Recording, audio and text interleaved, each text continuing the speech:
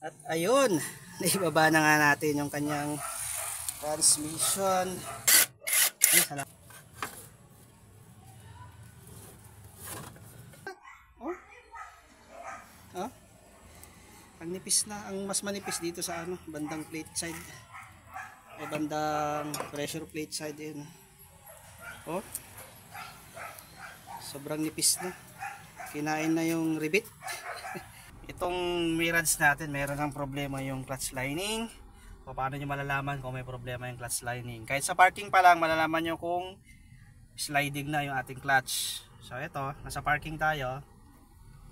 Try nyo lang sa third gear. Tapos naka handbrake. Ayan. Bibitawan ko konti-konti yung clutch. Tapos i-rev ko lang ng konti. Ayan o. Ayan. Nakabitaw na ako sa clutch, naka-rev lang, ayaw pa rin, ayaw umabante, di ba? Dapat mamatay na yung makina. Kaso hindi namatay kasi sliding na. Nagagamit pa rin naman tong sasakyan. Ang problema kasi dahil may sliding na kapag ginagamit ko sa akyatan, lalo pag gusto mong hatawin, delay, may delay. Sliding, parang sa automatic may delay. Ayan o. First gear. Magana pa rin, mahal pa rin, second gear. Yun nga lang, kapag gusto mong hatawin, ayan, ramdam mo yung sliding. Napapansin nyo yung RPM, ayan o. Mataas na yung RPM pero nasa 20 kph pa rin tayo. Kasi, sliding na yung kanyang clutch. So, yan ngayon yung tatrabahuin natin. Magpapalit tayo ng clutch lining, clutch assembly. Okay. So bago natin i-jack up to, tanggalin muna natin tong battery, itong pinapatungan ng battery saka tong airbox. Okay, tanggalin muna natin yung ating battery. Unahin natin tong positive terminal.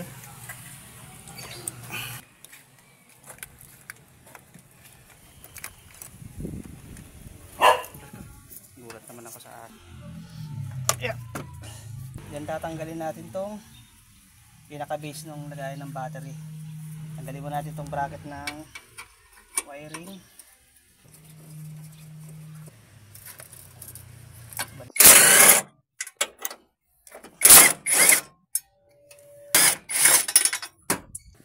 Tapos itong clip, yun o, clip ng kuryente, tanggal natin. Ito ng plies.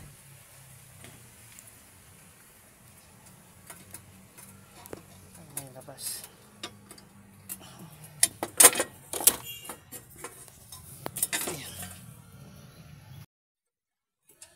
Ang ginagawa ko, binabalik ko lang yung tornilyo para mas mabili, hindi nagkakapalit-palit at hindi nawawala yung mga tornilyo para mas madali hagilapin. Tapos tanggalin natin tong airbox. Tawagan lang natin yung clip. Ayan, tanggalin. Ayan. Tapos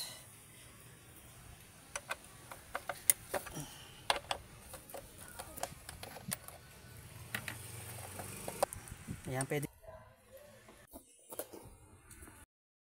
Tatanggalin natin tong shifter cable ng Mirage. So ito, wala nang kasing tornilyo itong kanyang shifter cable, kaya gagawin natin dito, iaangat lang natin para lumabas.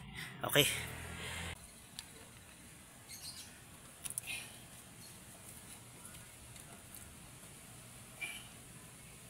ayun, iaangat lang.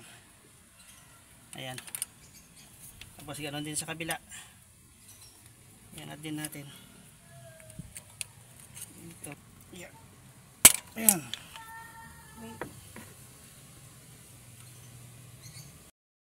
So natanggal na itong ating shifter cable. Tanggalin natin yung bracket sa baba. Ito. Para humiwalay na itong shifter cable na to sa ilalim. Dudukutin lang natin. Ito lang mahirap tanggalin sa bracket ng shifter kasi natatakpan na itong isang cable. Kaya tanggalin natin itong isang cable shifter dito. Ayan. Para ma-access natin yung isang tornilyo. Ayun.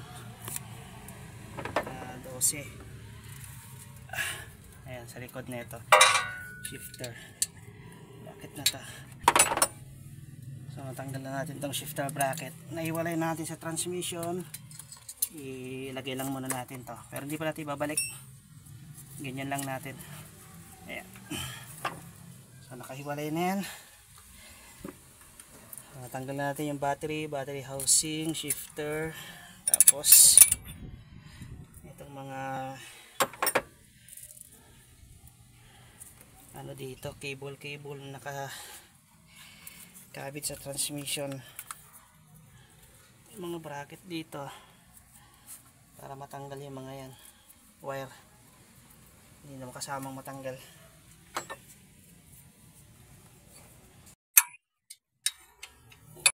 So natanggal na natin yung dito sa ibabaw. Sunod natin gawin ay tanggalin na natin itong gulong. I-jack muna natin. Okay.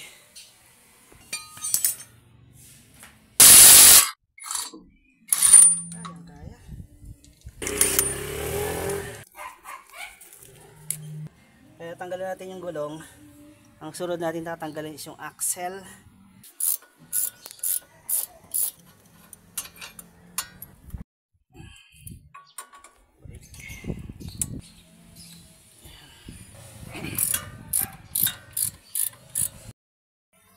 Ayan. Natanggalan natin yung ano dito sa kanyang shock. So para mahugot natin tong axle, tatanggalin natin tong clip na yan para mahugot tong rubber boots.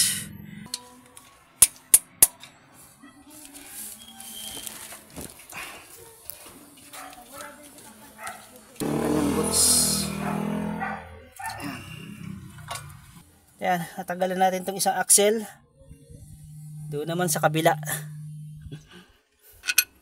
Bali itong sa ball joint hindi ko na natanggal. Natanggal ko lang yung tornilyo pero hindi rin naman hindi ko rin naman naibaba. Ito sapat na. Dito lang sa shock mahuhugot na tong kanyang axle.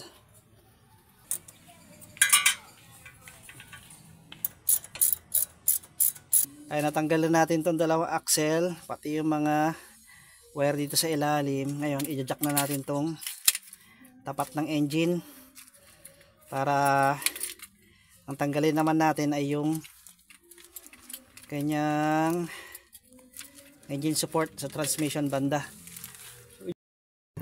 Ayun, natanggal na natin yung iba. Ito na lang, starter. Tatanggalin muna natin tong cover ng starter, tapos yung starter mismo para maumpisa na natin magtanggal ng transmission. Okay. Tanggalan natin tong starter, ito pinaka cover ng starter. Ayan. Tapos itong pinaka starter tatanggalin din natin.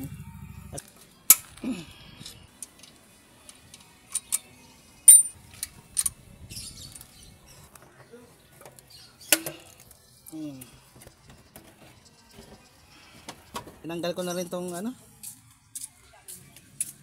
starter para hindi sa gabal. Okay, yan na. Mas bawasan na natin yung mga tornilyo dito sa ilalim bago sa taas, bago natin tanggalin yung transmission support.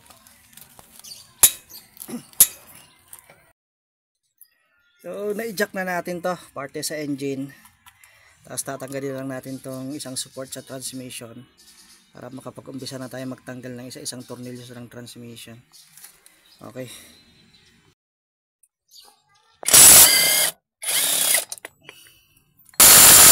Tigas.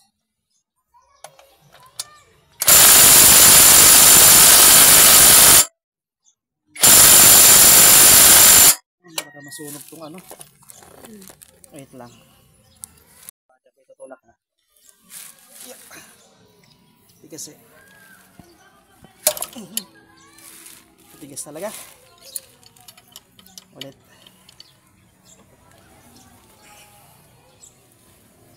Ayan. Tigas ka ah. Kailangan ng breaker bar eh.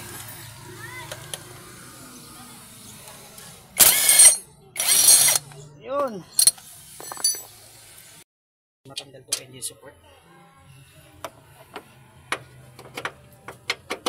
Hindi mo kunin lahat yung para kada isang tornilyo tapos pasaglit lang.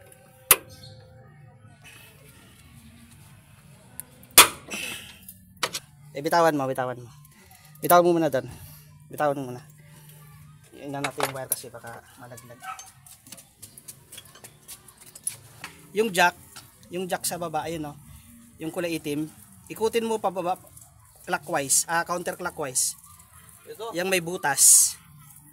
Nandito. Oo. Ikutin mo counterclockwise. Yan, sige, ikutin mo. Yan. Yan. Oh. Ang galit. Oh, yan. At ayun, naibaba na nga natin yung kanyang transmission.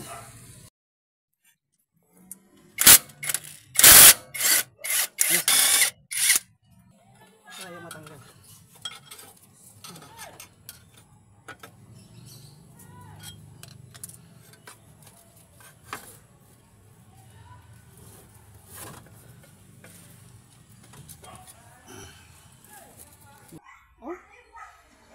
Oh? Ang nipis na, ang mas manipis dito sa bandang plate side. Bandang pressure plate side yun. Oh.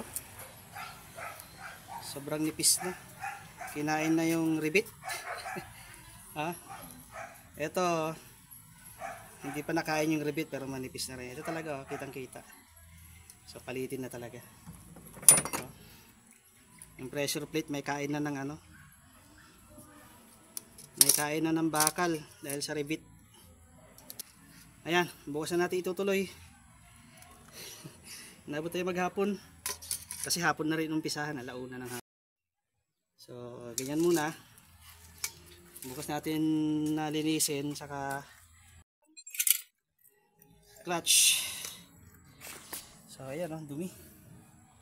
Itong flywheel malinis, wala namang tama, walang gas-gas.